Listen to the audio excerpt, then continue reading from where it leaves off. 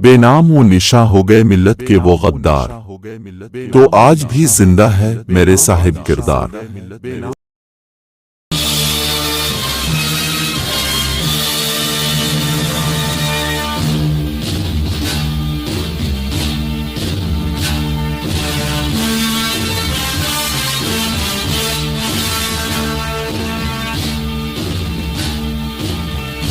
अब तक वो अपने पैरों से मसल देता, लेकिन मेरी शराफत नस्बी मुझे इस अमल से रोकती है। काश आप मेरी इस आला ज़र्फी को महसूस करते कि मैंने जो कुछ कहा एक बंद कमरे में किया और आपकी मोहतरम ज़ात को रियाया के सामने तमाशा नहीं बनाया। ये कैसी अजीब बात है कि आप मुझे गलत कलिमात से याद कर रहे हैं। अब आगे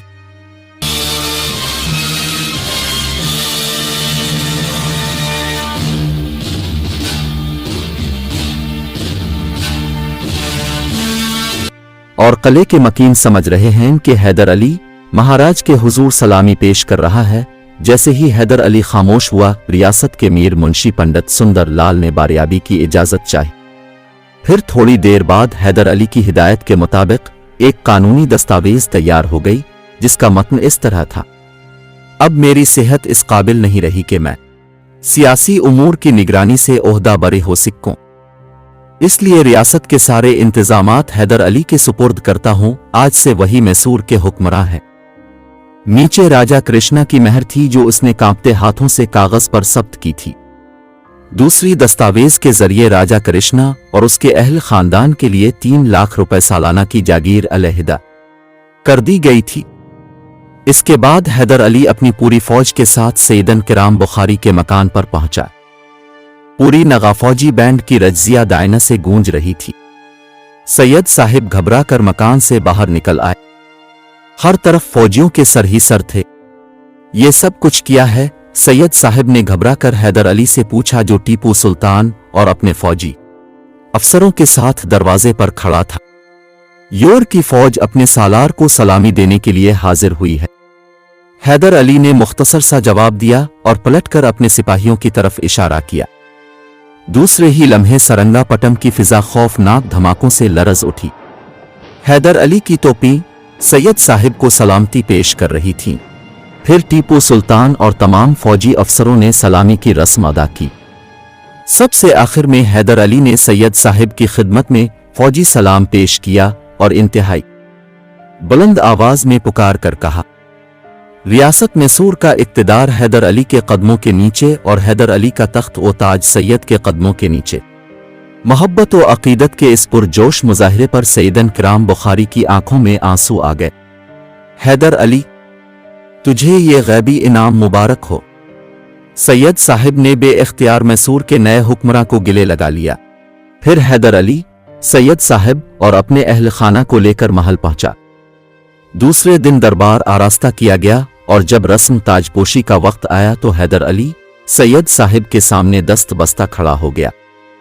सैयद साहिब कुछ देर तक सोचते रहे, फिर इस दुआ के साथ हैदर अली के सर पर ताज रख दिया, ए मालिक अल मालिक, अपने इस कारिंदे की दस्तगीरी करना कि ये बहुत ज़ईफ व नातुआ है। जैसे ही सैयद साहिब ने हैदर अली को ताज पहनाया, मजीदा बेगमजार व क़ितार रोने लगे और फिर अपनी नशिस्त खास से अलिफाटे कर इसी कमरे के एक गोशे में सजदा रेज हो गईं। उनकी समात में मुबारकबाद की पुरशोर आवाज में गूंज रही थीं। 5 साल की उम्र में यतीम हो जाने वाले बच्चे को अहल दरबार नवाब हैदर अली खान बहादुर कहकर पुकार रहे थे। जश्न ताजपोशी से फारिग होकर नवाब हैदर अली ने महल के दरमियानी हिस्से में एक बहुत बड़ा पिंजरा नस्ब कर दिया। कले के मकीन बड़ी हैरत से इस पिंजरे को देख रहे थे, जिसमें एक हाथी आराम से दाखिल हो सकता था। दूसरे लोग तो इस पिंजरे के सिलसिले में कोई सवाल न कर सके, मगर शुजात खान पूछ बैठा, सरकारा कले के बीच में ये पिंजरा कुछ अजीब सा लगता है, आखिर ये किस काम आएगा? मैं इसमें अपना तोता पालूंगा। नवाब हैदर अली ने मुस्कुराते हुए जवाब दिया, तोता? शुजात खान पागलों की तरह हैदर अली का चेहरा देखने लगा। वो किसी आम आदमी का नहीं, नवाब हैदर अली का तोता है। वाली मैसूर के होंठों की मुस्कुराहट कुछ गहरी हो गई थी। फिर देखने वालों ने अपनी आंखों से बड़ा अजीब मंजर देखा। नवाब हैदर अली के हुक्म पर खिंडे राव को कैद खाने से निकालकर इस तवील व अरीज पिंजरे में बंद कर दिया गया। सरकारी मुलाजिम सुबह व शाम खिंडे राव को खाने के लिए दूध और चावल दिया करते थे।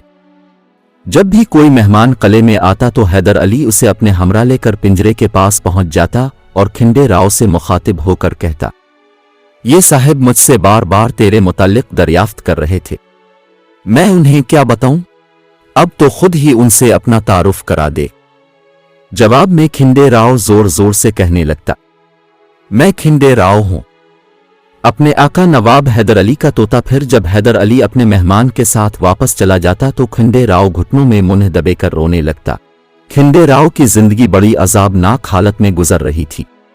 वो सोच भी नहीं सकता था कि वक्त इतनी तेजी से करवट लेगा और रातों रात सालार में सूर नवाब हैदर अली बन जाएगा और फिर उसकी जिल्लतों बर्बादी की कभी ना खत्म होने वाली दास्तान शुरू हो जाएगी। खिंडे राव के वहम विगमान में भी ना था कि हैदर अली उसे इतनी शर्मनाक सजा देगा कि देखने वाले अपने कानों पर हाथ रख लेंगे। हैदर अली ने खिंडे राव का पिंजरा कले के चौराहे पर नस्ब कराया था ताकि महल के रहने वाले आते जाते इसकी बेचारगी का तमाशा देख सकें। दिन में कई वक्त लोग इधर से गुजरते और बुलंद आवाज में एक दूसरे को मुखातिब करके कहते, वो रहा नवाब साहिब का तोता खिंडे राव। एक दिन हैदर अली उधर से गुजरा और उसने हसब आदत अपने तोते की मिजाज परसी की, खिंडे राव, तुझे यहां दाने पानी की तंगी तो नहीं है? अब मुझे आबो दाना नहीं, मौत चाहिए। खिंडे राव घुटनों के बिल हैदर अली के सामने झक गया। अब मुझसे ये रुसवाई बर्दाश्त नहीं होती। अपने किसी मुलाजिम को हुक्म दीजिए कि वो एक ही वार में मेरा सर कलम कर डाले और मुझे इस अजाब मुसलसल से निजात दी दे। हैदर अली मुस्कुराया, मेरे और राजा कृष्णा के दरमियान यही मुआहिदा तय पाया था कि मैं तुझे इस तरह हिफाजत से रखूंगा जैसे कोई शख्स अपने तोते को पालता है। अपने इस मुआहिदे को तोड़ दीजिए मालिक। खिंडे राव भिखारी की मानिंद गुड़गड़ा तो खूब जानता है कि हैदर अली वदा खिलाफी नहीं करता। नवाब मैसूर के लहजे में तोपों में गरज थी, अगर तो अपनी जिंदगी से इतना ही बेजार है तो मैं तेरे कत्ल का हुक्म क्यों जारी करूं? तो खुद पिंजरे की अहिन सलाखों से सर फोड़ कर मर जा। मालिक, मेरा जुर्म इतना सतैन नहीं था कि मुझे इतनी इबरतनाक सजा दी जाती। कायक खिंडे रा आलिफ की आंखों से आंसू बहने लगे थे। मैं तो राजा कृष्णा और रानियों की बिसात सियासत का एक अर्टी मोहरा था, जहां चाहा आगे बढ़ा दिया और जब चाहा मौत के मुंह में झोंक दिया। खिंडे राव जानता था कि अगर उसने हैदर अली के खिलाफ की जाने वाली साजिश को बेनकाब कर दिया तो राजा कृष्णा अपना मुआहिदा तोड़कर वाली मैसूर को इस बात पर मजबूर कर सकता है कि वो साबिक वजीर आजम को मौत के घाट उतार दे। शुरू में खिंडे राव राजा कृष्णा की तंबी से खौफजदा हो गया था, मगर हैदर अली की तरफ से दी जाने वाली जिल्लत आमेज और तकलीफ दे सजा ने से जबान खोलने पर मजबूर कर दिया। राजा के साथ तमाम रानियां भी अब के खून की प्यासी है और रानी का नत्ता तो इंतकाम के रास्ते पर बहुत आगे जा चुकी है। उसने अब के किए हुए सर पर बहुत भारी इनाम मुकर्रर किया है। खिंडे राव ने शुरू के दिनों में कैद खाने से कई बार खुफिया तौर पर रानी कांता को पैगाम भेजा था कि वो राजा कृष्णा पर दबाव डालकर उसे आजाद कराने की कोशिश करे, मगर रानी का नत्ता इस तरह अनजान बन गई थी कि जैसे खिंडे राव का इससे कोई ताल्लुक ही नहीं था। साबिक वजीर आजम को रानी कांता की ये बेवफाई बहुत गरां गुजरी थी, इसलिए अब वो एक हवस परस्त बेवा की खलवतों के राज भी बड़ी सफाई के साथ हैदर अली के सामने बयान कर रहा था। इन सब ने मिलकर पेशवाए पूना माधुर अलिफा से साजबाज करके ऐसा जी पंडित को सरंगापटम पर हमले की दावत दी थी। कोई और बात कर, ये बहुत पुराना किस्सा है, हैदर अली ने इसे झिड़क दिया। ये किस्सा अभी खत्म नहीं हुआ है पर भौक खिंडे राव पूरे राजघराने को अपने इंतकाम की आग का ईंधन बना देना चाहता था। आज भी आपके खिलाफ साजिशें हो रही हैं और उन साजिशों का जाल राजमहल से श्री रंगनाथ के मंदिर तक बिछा हुआ है। राजा और उन्होंने बड़े बुत के कदमों पर सर रखकर कसम खाई है कि जब तक आपको कब्र में नहीं सुला देंगे उस वक्त तक चीन से नहीं बैठेंगे।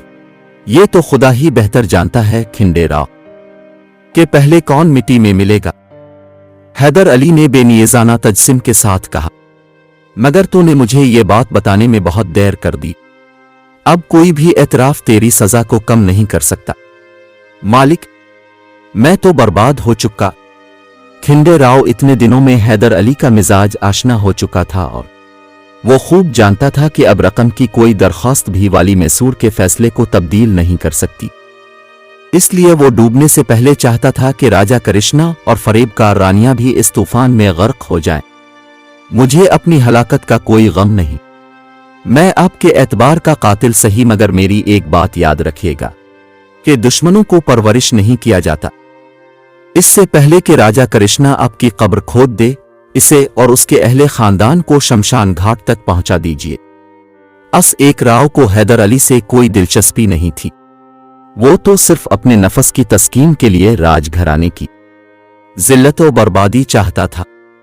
पर बहुत मैंने राजनीति में ही सबक सीखा है। अगर हमारा वीडियो आपको पसंद आया है तो आप हमारे चैनल को सब्सक्राइब कीजिए और बेल का आइकन को दबाइए। हमारा वीडियो आप तक जल्द से जल्द पहुंचे।